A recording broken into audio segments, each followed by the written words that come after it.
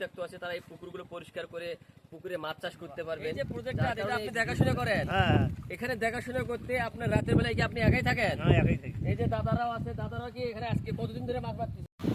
অনেকে পুকুর চাষ করেন কিন্তু আসলে তাদের নিজস্ব জাল থাকে না। তারা বিভিন্ন স্থানীয় যে লোকজন আছে বা জেলে ভাইরা আছে তাদের জাল দিয়ে এই মাছগুলো তোলা হয়। তারা এই জাল মাছ মারার কাজেই তারা নিয়োজিত থাকে। তারা বিভিন্ন পুকুরে তাদেরকে বললে তারা আসলে এসে মাছ মেরে দিয়ে দেয়। একটা করে খেওয়াতে প্রায় 15 মন 10 মন মাছ ওঠে। অনেক সময় 20 মন বা 25 মন মাছের টার্গেট করা থাকা সত্ত্বেও কখনো একটানে এতগুলো মাছ ওঠে না। দ্বিতীয়বার আবার জাল মারতে হয়। তারা আজকে এখানে জাল মারতে এসেছিল। তারা জাল মেরে প্রায় 15 মন মাছ তুলে এখন বাসায় যাচ্ছে। এই মুহূর্তে আমি এসে তাদেরকে ভিডিও করলাম। এই ভিডিওর মাধ্যমে তারা খুবই উৎসাহিত ছিল। এই পুকুরগুলোতে তারা জাল মারছে। এই পুকুরগুলোতে মূলত শিং মাছ এবং অন্য মাছ ছিল, কিন্তু শিং মাছ মারতে একটু কষ্ট হয় কারণ এখানে কাঁটা আছে, বিষ আছে। এই মাছগুলো মারতে খুবই কষ্টসাধ্য।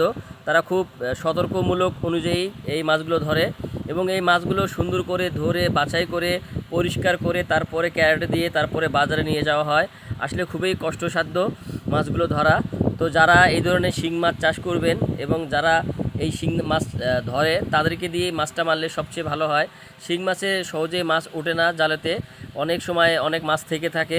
পুকুরে যদি 50 মন মাছ থাকে তারপর 50 মন মাছ একবারে উঠবে না, হয়তো বা 20 মন বা 15 মনের মতো মাছ তলায় থেকে যায়। এই মাছগুলো বিশেষ করে পুকুর থেকে পানি তোলার পর এই মাছগুলো ওঠে। আর এই মাছগুলো ধরতে গেলে আমাদের সাধারণ মানুষ এগুলো ধরতে পারবো না।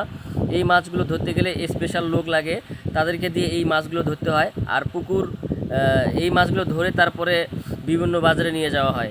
তো এই ভিডিওটা করলাম, আপনারা সবসময় এই ভিডিওগুলো দেখবেন আর পাশে থাকবেন। যারা এই ধরনের ভিডিও দেখতে উৎসাহ করবেন অবশ্যই আমাকে কমেন্টস করে জানাবেন, যাতে করে আপনাদের যদি কোনো সমস্যা থেকে থাকে কমেন্টসের আলোকে আমি আপনাদের উত্তর দেওয়ার চেষ্টা করব। সবাই পাশে থাকবেন। আর এই যে জালগুলো দেখছেন, এই জালগুলো এখন তারা গাড়িতে তুলে এখন বাসায় যাচ্ছে এবং তারা অন্য জায়গায় এখন কাজ করবে অবশ্য, হয়তো বা তারা এখন রেস্ট নেবে, এই জন্য তারা বাসায় চলে যাচ্ছে মাছ মেরে। তো আজকের মতো এখানেই তারা আমাদের কাছ থেকে বিদায় নিয়েছে, আমিও তাদেরকে বিদায় দিলাম। সবাই এই ভিডিওগুলো দেখবেন, পাশে থাকবেন। আর যাদের কথা বলার কোনো যদি থাকে তাহলে অবশ্যই আমাকে কমেন্টস করে জানাবেন, আমি সেই কমেন্টসের আলোকে আপনাদের সামনে উত্তর দেওয়ার চেষ্টা করব। আর মূলত সর্বোপরি আমার সঙ্গে আমার চাচা ছিল, উনি খুবই ভদ্রলোক এবং খুবই পরিশ্রমী লোক। এই বয়সেও কাজের কাছে কখনো হার না মেনে তার গল্প শুনলাম, খুবই ভালো লাগলো। অসংখ্য ধন্যবাদ। আসলে এই ভিডিওগুলো আমি করি যাতে করে এই ভিডিও দেখে আপনারা আরও উদ্যোক্তা বেড়ে যান। যাদের পুকুর পরিত্যক্ত আছে তারা এই পুকুরগুলো পরিষ্কার করে পুকুরে মাছ চাষ করতে পারবেন। যার কারণে এই ভিডিওগুলো, যদি এই ভিডিও দেখে কারো যদি একটু উপকার হয় তাহলে আমি নিজেকে ধন্য মনে করব। সবাইকে অসংখ্য ধন্যবাদ। আল্লাহ হাফিজ।